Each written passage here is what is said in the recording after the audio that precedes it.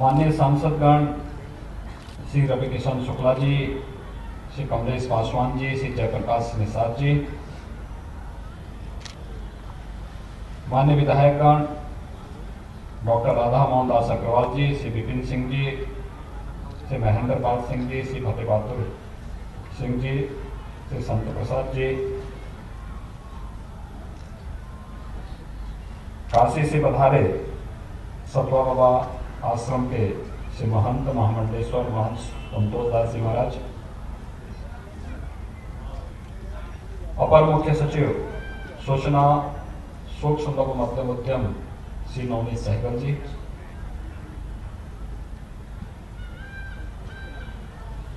गोरखपुर महोत्सव आयोजन समिति के सभी पदाधिकारीगण, गोरखपुर के मंडलायुक्त, पुलिस महानिरीक्षक, जिलाधिकारी, वरिष्ठ पुलिस अधीक्षक समेत टीम के सभी सदस्यगण, गोरखपुर रत्न से सम्मानित होने वाली सभी विभूतियां और इस पूरे कार्यक्रम में प्रतिभाग करने वाले सभी महानुभावों को मैं मकर संक्रांति की हार्दिक बधाई देता हूं। आप सबके प्रति मैं अपनी शुभकामनाएं व्यक्त करता हूं। जब गोरखपुर महोत्सव के बारे में जानकारी मिली तो दोनों प्रकार की प्रतिक्रियाएं थी। कुछ लोगों का कहना था नहीं मनाया जाना चाहिए था, कुछ कह रहे थे मनाया जाना चाहिए। और मुझे लगता है कि गोरखपुर महोत्सव का आयोजन होना, कल मकर संक्रांति का आयोजन होना और 16 जनवरी से प्रदेश के अंदर और देश के अंदर प्रधानमंत्री मोदी जी के मार्गदर्शन में, उनके आशीर्वाद से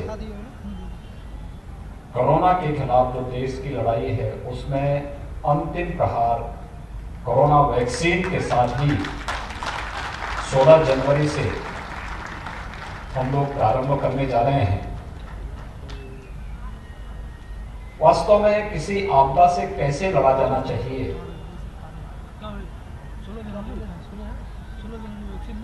आपने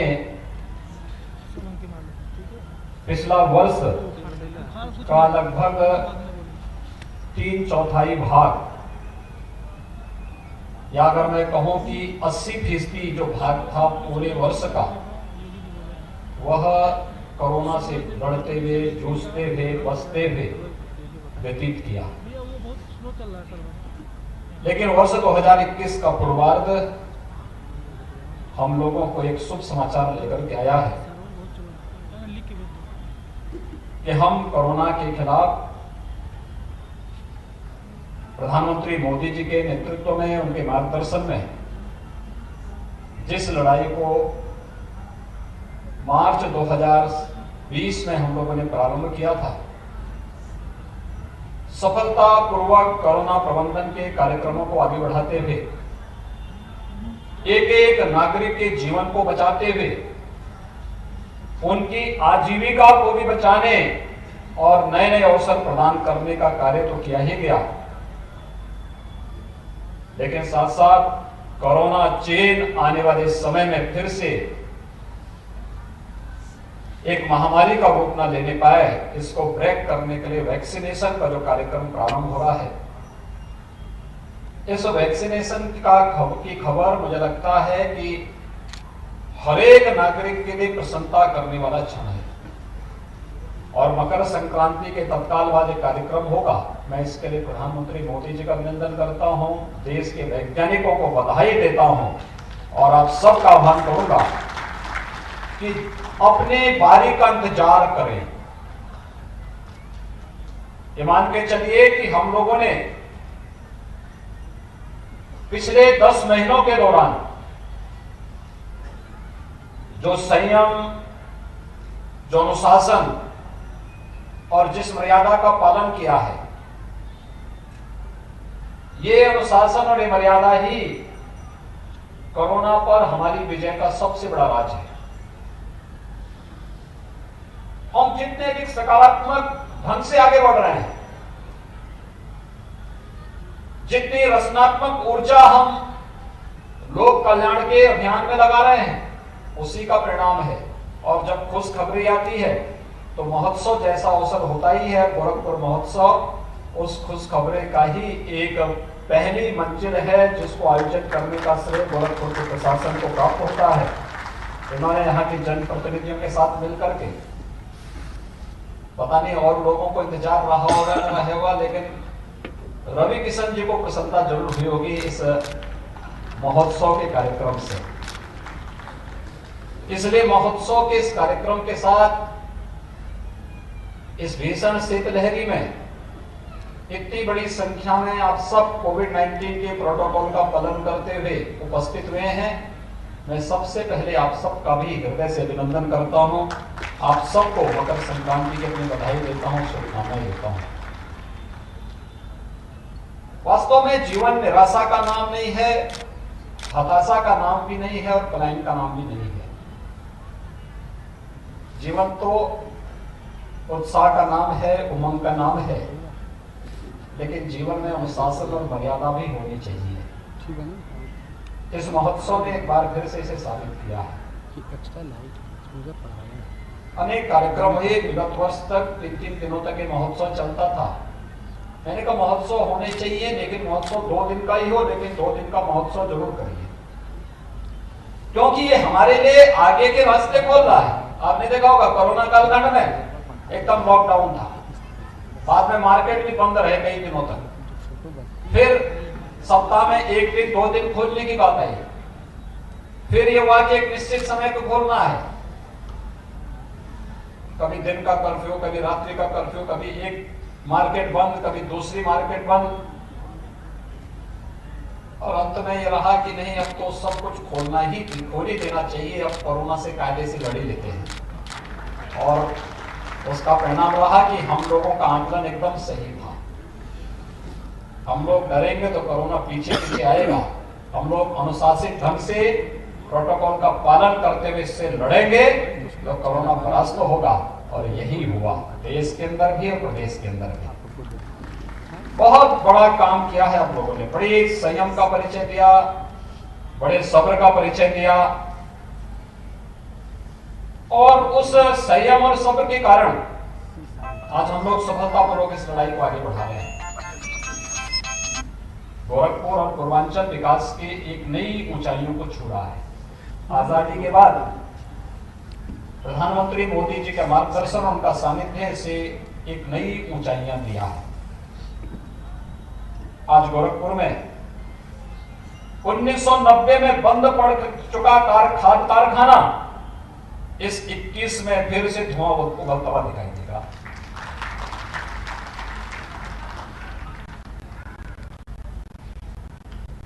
कभी 1977 में बीमारी आई थी और वो बीमारी यहां के मासूम बच्चों को निकल जाती थी। हर वर्ष 1200-1500 बच्चों की मौत एक छत के नीचे हो जाती थी।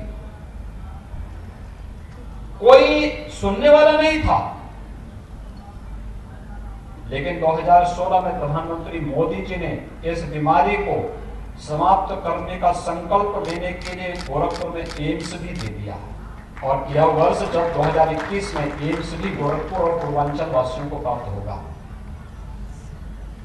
फुल फ्लेज एम्स कार्य करता हुआ दिखाई देगा गोरखपुर में। गोरखपुर में बंद पड़ चुके चीनी मिलें फिर से प्रारंभ हुई हैं। आधुनिक इंफ्रास्ट्रक्चर का लाभ यहां के लोगों को प्राप्त होना ही चाहिए। आप सड़कों के चौड़ीकरण के कार्य को देख रहे होंगे। पहले सिंगल लेन की सड़क घंटों जाम में रहना पड़ता था। आज के कार्यक्रम में कालीबाड़ी के बाबा को भी आना था, लेकिन वो इसलिए नहीं आ पाए क्योंकि गीता प्रेस की तरफ की रोड पूरी तरह जाम है, वे वहीं पर जूझ रहे होंगे। लेकिन जब तक इन सड़कों का चौड़ीकरण का कार्य करने की हिम्मत हम लोग नहीं जुटाएंगे, तब तक विकास वास्तव में हमारे पास आएगा नहीं, हमसे दूर भागेगा। और अगर हम अपने युवाओं के लिए रोजगार देना है, नौकरी की संभावनाओं को आगे बढ़ाना पड़ेगा, पढ़ना है, तो हमें आधुनिक इंफ्रास्ट्रक्चर को अपनाना ही पड़ेगा। सड़कें चौड़ी होती हुई दिखाई दे रही है, लोगों का आवागमन उतना ही सहज और सरल भी होता हुआ दिखाई दे रहा है। गोरखपुर का एयरपोर्ट आज 9 फ्लाइट, कहीं से भी आप देश के अंदर कहीं भी जाना चाहेंगे, गोरखपुर के एयरपोर्ट से वहां की सुविधा प्राप्त होगी। बहुत शीघ्र कुशीनगर से इंटरनेशनल फ्लाइट प्रारंभ हो जाएंगी। इंटरनेशनल एयरपोर्ट कुशीनगर में ही बन रहा है। यहां से मुश्किल से 1 घंटे की दूरी पे कुशीनगर आपको बेहतरीन सुविधा देगा। और गोरखपुर वासियों के पास तो रामगढ़ ताल है, हम सी प्लेन भी उतारेंगे यहां पे बहुत शीघ्र। यानी सी प्लेन एक ऐसी व्यवस्था है जहां पे वह सामान्य एयरपोर्ट पर, एयर स्ट्रिप पर भी वो प्लेन उतर सकता है और पानी में भी उतर सकता है। तो ये सुविधा हम लोग यहाँ पर दे रहे हैं, बहुत शीघ्र वह भी व्यवस्था यहाँ के लिए करने जा रहे हैं। एक आधुनिक सुविधा। अगर आपको लगता है कि वैसे पहले नंदानगर में लोगों को बहुत देर तक अगर किसी को दिल्ली जाना होता था और नंदानगर में रेलवे की कृपा होती थी, गेट बंद हो गया तो उनकी फ्लाइट छूट जाती थी, और बेचारा सिर पीटते रह जाता था। आज हमने वहां अंडरपास दे दिया है, आपको रुकने की आवश्यकता नहीं पड़ेगी, अंडरपास से आप निकल के सीधे एयरपोर्ट पहुंच जाएंगे। लेकिन उस सब के बावजूद भी अगर आपको लगता है कि एयरपोर्ट दूर है, दूर हो रहा है, यद्यपि दूरी नहीं है, लेकिन फिर भी किसी को लगता है तो सर्किट हाउस के पास आएगा, यहीं से उसको सी प्लेन से हम लोग किसी भी अन्य जगह पहुंचाने की व्यवस्था करवा देंगे। देश के किसी भी कोने में हो जाएगा, इस प्रकार की सुविधा भी उन्हें यहाँ पे प्राप्त होती हुई दिखाई देगी। विकास आज की आवश्यकता है, ये लोगों के जीवन में परिवर्तन करेगा, नौजवानों के लिए रोजगार और नौकरी की संभावनाओं को आगे बढ़ाएगा, लोगों की सोच को सकारात्मक करेगा, और ये सकारात्मक सोच ही जीवन में हम सबको आगे बढ़ने के लिए नित नई प्रेरणा प्रदान करता है। और ये सब इसलिए संभव हो पाया क्योंकि आपने अपनी सोच को सकारात्मक रखा, विकास परक रखा। आज से नहीं, मैं पिछले 30 वर्षों से देख रहा हूं, जब भी मैंने किसी एक आह्वान के साथ गोरखपुर वासियों को जोड़ा, एक गोरखपुर का वासी हर प्रकार के उससे ऊपर उठ करके गोरखपुर के लिए सड़कों पर हमारे साथ जूझता हुआ दिखाई दिया। ये जज्बा गोरखपुर के विकास को, पूर्वांचल के विकास को हमें आगे बढ़ने के लिए निरंतर प्रेरित करता है। और आज इसका परिणाम है कि उत्तर प्रदेश देश के अंदर कुछ नया करने के लिए करता हुआ दिखाई देता है। ये नयापन, इसकी प्रेरणा का केंद्र बिंदु गोरखपुर ही है। इस प्रेरणा के केंद्र बिंदु प्रधानमंत्री मोदी जी का मार्गदर्शन और उनका सानिध्य है। एक नई व्यवस्था के साथ हम लोग आगे बढ़ रहे हैं, और परसों से जब 16 जनवरी से टीकाकरण का एक महाअभियान प्रारंभ होगा, तो देश के अंदर दुनिया की सबसे बड़ी महामारी की पिछली सदी के सबसे बड़ी महामारी से कैसे जूझा भारत और कैसे हमने बेहतर परिवर्तन करके देश के सामने, दुनिया के सामने उदाहरण प्रस्तुत किया। भाइयों बहनों, यह अपने आप में एक मिसाल हो सकती है, लेकिन हमें आगे भी बचाव और सावधानी बरतते हुए इस कार्यक्रम को आगे बढ़ाना है। 2021 हमारे लिए बहुत महत्वपूर्ण है। 4 फरवरी 1922 में चौरी चौरा की ऐतिहासिक घटना घटित हुई थी। देश की आजादी की लड़ाई को इसने एक नया मोड़ दिया था। चौरी चौरा महोत्सव के कार्यक्रम को भी हमें आगे बढ़ाना है। पूरे प्रदेश के अंदर हर शहीद स्मारक पर कुछ ना कुछ कार्यक्रम होंगे। हर एक स्तर पर हम लोग कुछ ना कुछ नयापन देने का प्रयास करेंगे। अपने शहीदों को, अपने पूर्वजों का स्मरण करेंगे। मातृभूमि के लिए अपना सर्वस्व न्यौछावर करने वाले उन महापुरुषों के प्रति अपनी श्रद्धा और अपने समर्पण को व्यक्त करने के लिए सभी कार्यक्रम प्रदेश के अंदर चौरी चौरा से प्रारंभ करके प्रदेश के हर सैनिक स्मारक पर इन कार्यक्रमों के आयोजनों को हमें जोड़ना है। इसके लिए व्यापक कार्य योजना राज्य स्तर पर भी बन रही है, जनपद स्तर पर भी तैयार हो रही है और हर एक स्तर पर इन कार्यक्रमों को बनाने के साथ ही आजादी की लड़ाई में जूझने वाले उन सभी महापुरुषों के का पुनः स्मरण हमारी आने वाली पीढ़ियां कर सके, उन्हें पाठ्यक्रम का हिस्सा भी बनाया जाएगा। जिन्हें जानबूझ करके पाठ्यक्रमों से हटाने का अब तक प्रयास हुआ है, इस शरारतपूर्ण प्रयास को बेनकाब करते हुए हम अपने उन महापुरुषों को फिर से ससम्मान स्कूल कॉलेजेस के पाठ्यक्रम का हिस्सा भी बनाएंगे। ये सभी कार्यक्रम हमारे 2021 में प्रारंभ होने जा रहे हैं और गोरखपुर का मनोरंजन और ज्ञानवर्धन के लिए गोरखपुर का जू भी 2021 में ही प्रारंभ हो जाएगा। बर्ड फ्लू का भी खतरा नहीं दिखाई देता तो हम लोग अब तक कई जानवरों को वहां लेके आ गए होते और बहुत सारे ऐसे भी जीव हैं जिनको तो जू में ही रखना आवश्यक है। तो देश की सुरक्षा के लिए खतरा बन रहे हैं, उनको जू में रखना ही आवश्यक होगा और वह भी एक नई तैयारी हम लोग करने जा रहे हैं। गोरखपुर का जू प्रदेश का सबसे खूबसूरत जू में से एक बनने जा रहा है। आप जाएंगे परिवार के साथ मनोरंजन के लिए जाइए, वो रामगढ़ ताल के साथ ही पूरे दिन भर के लिए एक नई व्यवस्था हम लोगों ने थाना भी दे दिया है सुरक्षा के लिए। रामगढ़ ताल के किनारे एक थाना भी होगा, सुरक्षा की पुख्ता व्यवस्था करेंगे। यहाँ पे ऑडिटोरियम भी देंगे। हमारा प्रयास होगा इस बार हम लोगों को इतनी भीषण ठंडी में बाहर पंडाल लगा करके कार्यक्रम करना पड़ा। अगले वर्ष तक ऑडिटोरियम भी हम आपको एक अच्छा ऑडिटोरियम देने जा रहे हैं। हम लोग इसी सड़क पर यहीं पे बगल में ही है बहुत आधुनिक ऑडिटोरियम। सांस्कृतिक कार्यक्रमों के साथ साथ गोरखपुर के विकास, पूर्वांचल के विकास की रूपरेखा उस ऑडिटोरियम के माध्यम से, वहां पे बने कॉन्फ्रेंस हॉल जो है उन सब के माध्यम से इस कार्यक्रम को हम आगे बढ़ाने का कार्य करेंगे। हर एक स्तर पर विकास की इस प्रक्रिया को नए सिरे से रेखांकित करने का जो प्रयास हुआ है, इसके साथ सकारात्मक रूप से हम सबका जुड़ाव होना चाहिए। ये महोत्सव उसी का हिस्सा है।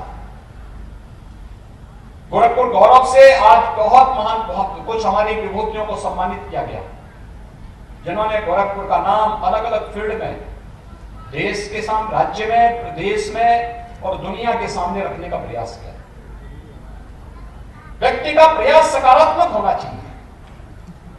ये सकारात्मक प्रयास इस बात को प्रदर्शित करेगा कि हां, मैं भी इस विकास का, मैं भी इस कार्यक्रम का हिस्सा हूं और ये सकारात्मक प्रयास ही निरंतर हमें एक नित नई प्रेरणा प्रदान करता है।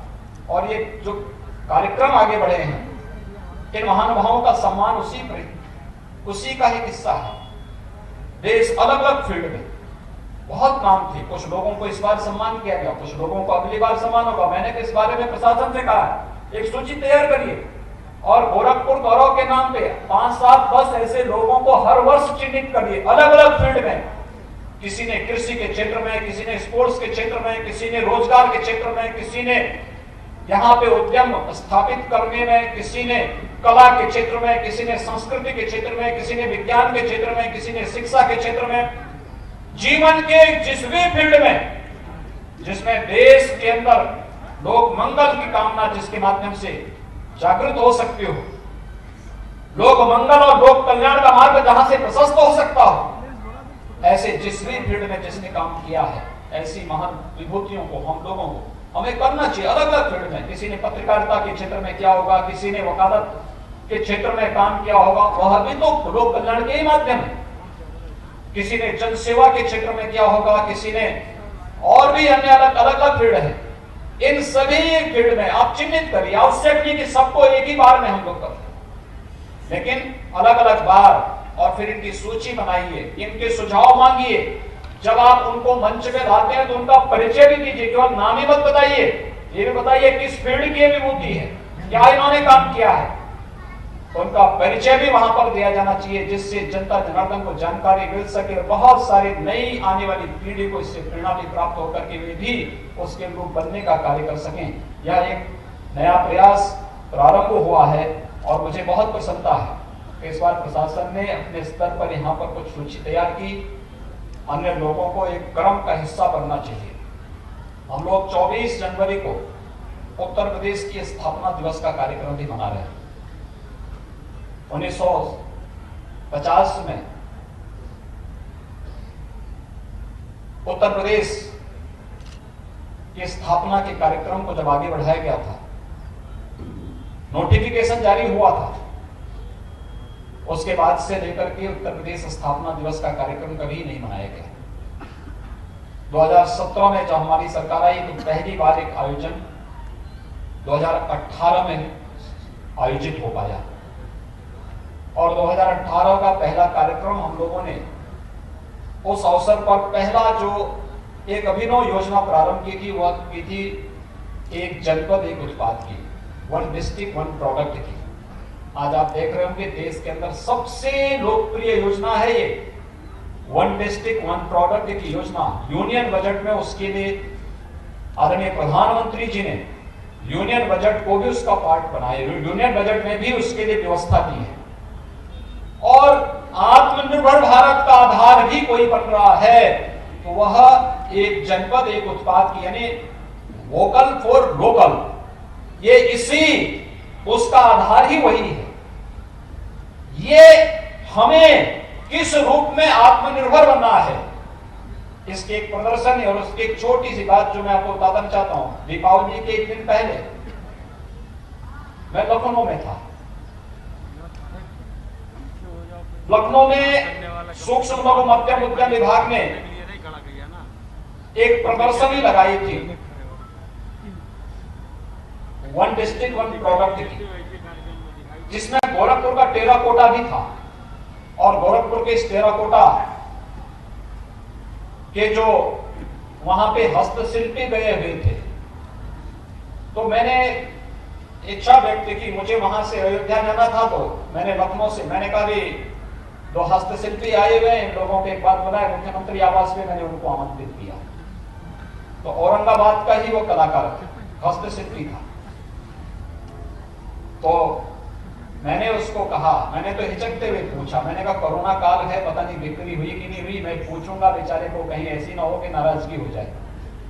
तो मैंने उससे पूछा, मैंने कहा क्या कुछ बिक्री भी हुई है प्रदर्शनी में आपकी? उसने कहा साहब इसी के लिए तो मैं धन्यवाद देने के लिए आया हूं। उसने मुझे बताया, उसने कहा कि 3 दिन में मेरी 8 लाख रुपए की बिक्री भी है, यानी टेराकोटा का सामान 8 लाख का बिका है उसका प्रदर्शनी। आप सोचिए, गोरखपुर के एक छोटे से गांव, जो लोग गुलरिया बाजार में गए होंगे, गुलरिया बाजार के पश्चिम की तरफ वो गांव पड़ता है, जो कि गोरखपुर संसदीय क्षेत्र का मैं सांसद था। उस गांव में मैं जाता रहता, तो उधर से होते हुए निकलता था, तो मैं देखता था। अब आप सोचिए कि एक गांव से निकला हुआ हस्तशिल्पी, और ऐसे दर्जनों हस्तशिल्पी हैं गोरखपुर में टेराकोटा के क्षेत्र में जिन्होंने काम किया। आपने देखा होगा इस बार दीपावली के अवसर पर, इस बार की दीपावली बहुत विशिष्ट थी। कोरोना था लेकिन तब भी लोगों ने खूब उत्सव और उमंग के साथ दीपावली मनाई थी। और ये अलग नयापन में क्यों आया था? क्योंकि कई दशकों के बाद दीपावली में दीपक भी और लक्ष्मी गणेश जी की प्रतिमा भी चीन से नहीं आया था, भारत के ही कारीगरों ने जो बनाया था, उसने इस दीपावली के उत्सव को बहुत उमंग और उत्साह से भर दिया था। ये उमंग और उत्साह के साथ प्रधानमंत्री जी का वोकल फॉर लोकल के इस संकल्प के साथ हम सबको जोड़ता है। आत्मनिर्भर भारत की परिकल्पना को साकार करता हुआ यह दृश्य एक जनपद एक उत्पाद के माध्यम से हम लोग आगे बढ़ाने का कार्य कर रहे हैं। बहुत कुछ है यहाँ पे, रेडीमेड गारमेंट्स का हब बनने की क्षमता है। प्रयास तो करें, एक एक को आगे आना पड़ेगा। हम लोग तो यहाँ पे 2008-9 में एक टेक्सटाइल पार्क को स्वीकृत करवा दिए थे, आगे योजना बन नहीं पाई। विकास के मार्ग में बाधक नहीं, बल्कि हमें उसमें सहभागी बनना चाहिए और सहभागी बनकर के उस कार्यक्रम को सफलता की नई ऊंचाइयों तक पहुंचाना चाहिए। याद रखना, जब व्यक्ति सकारात्मक दृष्टिकोण रखता है, मैं और मेरे से ऊपर उठ करके काबू करता है, तो वह सकारात्मक दृष्टिकोण उसके स्वयं के लिए भी बहुत अनुकूल हो जाता है और समाज और राष्ट्र तो पूरा उसका लाभ उठाता ही उठाता है। और सकारात्मक दृष्टिकोण विकास के प्रति हम सबको आगे बढ़ना पड़ेगा। देश की आजादी में महत्वपूर्ण भूमिका निभाने वाले चौरी चौरा की घटना का यह शताब्दी वर्ष प्रारंभ होने का अवसर भी है। और भाइयों बहनों, मैं आप सबको इस बारे में कहना चाहूंगा कि यह आंदोलन स्वदेशी आंदोलन है। स्वदेशी आंदोलन को कैसे हम आगे बढ़ा सकते हैं? खादी उसका एक माध्यम बन सकता है, लोकल प्रोडक्ट उसका माध्यम बन सकता है। हमने इसीलिए जो थीम दी है पूरे कार्यक्रम के लिए भी और स्वदेशी का दिया है, स्वच्छता का दिया है और स्वावलंबन का दिया है। ये पूर्वांचल के लिए तो और भी प्रासंगिक हो जाता है, क्योंकि ये जो इंसेफ्लाइटिस की बीमारी है, मस्तिष्क ज्वर की बीमारी है, गंदगी इसका मूल आधार, मूल कारण है। स्वच्छता, स्वच्छ भारत मिशन ने हर घर में शौचालय दे, शुद्ध पेयजल की आपूर्ति करवाई, तो बीमारी 95% से अधिक मौत के आंकड़ों को रोकने में सफलता प्राप्त हो गई। एक सकारात्मक सोच के साथ कार्यक्रम को आगे तो बढ़ाइए, सफलता के पीछे पीछे भागेगी और उस सफलता को प्राप्त करने के लिए स्वदेशी को, स्वच्छता को और स्वावलंबन का आधार आत्मनिर्भर भारत के परिकल्पना के रूप एक जनपद एक लोकल प्रोडक्ट उसका आधार बनेगा। और इसी को थीम को आगे बढ़ाते हुए हम लोग कार्यक्रम को आगे बढ़ा रहे हैं। मैं धन्यवाद दूंगा आयोजन समिति से जुड़े हुए सभी लोगों को, अभिनंदन करता हूं। गोरखपुर गौरव से सम्मानित होने वाले जितने भी हमारे यहाँ मेहमान जो विभूतियां हैं, जिनको आज इस मंच पर सम्मानित किया गया है, उन सब का मैं हृदय से अभिनंदन करता हूं। आयोजन में सहभागी बनने वाले जितने भी कलाकार थे, जितने भी कर्मी थे, संस्कृति कर्मी थे या अलग अलग विधा से जुड़े हुए जो महानुभाव थे, उन सब का भी मैं हृदय से धन्यवाद देना चाहता हूं, उन सब का अभिनंदन करना चाहता हूं। गोरखपुर के जनप्रतिनिधियों, जिनकी सकारात्मक भूमिका के कारण यहाँ का प्रशासन इस कोरोना कालखंड में और भीषण शीतलहर के बीच इतना भव्य और दिव्य कार्यक्रम को यहाँ पर आज संपन्नता की ओर अग्रसर कर रहा है, क्योंकि कार्यक्रम जल्दी संपन्न हो, कल बाबा गोरखनाथ को खिचड़ी भी चढ़ाने के लिए सभी लोग जाएंगे। और इसीलिए हम लोग भी इसकी तैयारी में मैं स्वयं भी आया हूँ कि व्यवस्था देख सकूं, कार्यक्रम को आगे बढ़ा सकूं। आप सबको मैं फिर से मकर संक्रांति की हृदय से बधाई देता हूं, अपनी शुभकामनाएं देता हूं। कल हम लोग मकर संक्रांति पर्व पर एक डाक टिकट भी जारी करने जा रहे हैं। 10 रुपए का डाक टिकट होगा, आप देखेंगे गोरखपुर की पहचान बनेगा डाक टिकट। दूसरा, उत्तर प्रदेश सरकार की एक डिजिटल डायरी को भी हम कल लोकार्पण करने जा रहे हैं। कागज अब नहीं, अब तो स्मार्टफोन हर एक के पास आ गया है। जब डिजिटल की बात करेंगे तो हर एक पक्ष डिजिटलीकरण की तरफ जाएगा और इसका बहुत लाभ होने जा रहा है। डिजिटल डायरी को भी कल हम लोग लॉन्च करेंगे। उत्तर प्रदेश सरकार का कब कब कौन कौन से कार्यक्रम होने जा रहे हैं, कब कौन पर्व करने जा रहे हैं, सारी सूचनाएं उसके साथ हम जोड़ करके आपको उपलब्ध करवाएंगे। कल बहुत सारे कार्यक्रम होंगे। मैं एक बार फिर से आप सभी का गोरखपुर महोत्सव को सफलतापूर्वक संपन्न करने के लिए हृदय से बधाई देते हुए आपको सभी को मकर संक्रांति की मंगलमय शुभकामनाएं देता हूं और विश्वास व्यक्त करता हूं कि हम कोरोना के खिलाफ देश की इस लड़ाई को मजबूती के साथ आगे बढ़ाने के लिए आदरणीय प्रधानमंत्री जी के प्रति आभार व्यक्त करते हुए हम लोग मजबूती के साथ इस लड़ाई को आगे बढ़ाएंगे और अपनी बारी का इंतजार जरूर करेंगे। वैक्सीन लगाने के लिए हड़बड़ी नहीं करेंगे, छीना झपटी भी नहीं करेंगे। जब जिसको जहां बुलाया जाए वे ही केंद्र में जाएंगे।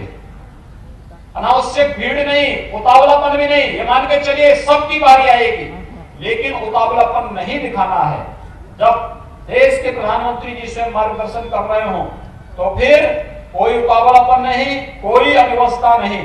जब हमारी बारी आएगी तभी हम वैक्सीन लगाएंगे और उस बारी के साथ जोड़ करके कोरोना के खिलाफ देश की लड़ाई को मजबूती के साथ आगे बढ़ाएंगे। इस विश्वास के साथ आप सबको मेरी हृदय से बधाई और शुभकामनाएं। धन्यवाद। जय हिंद।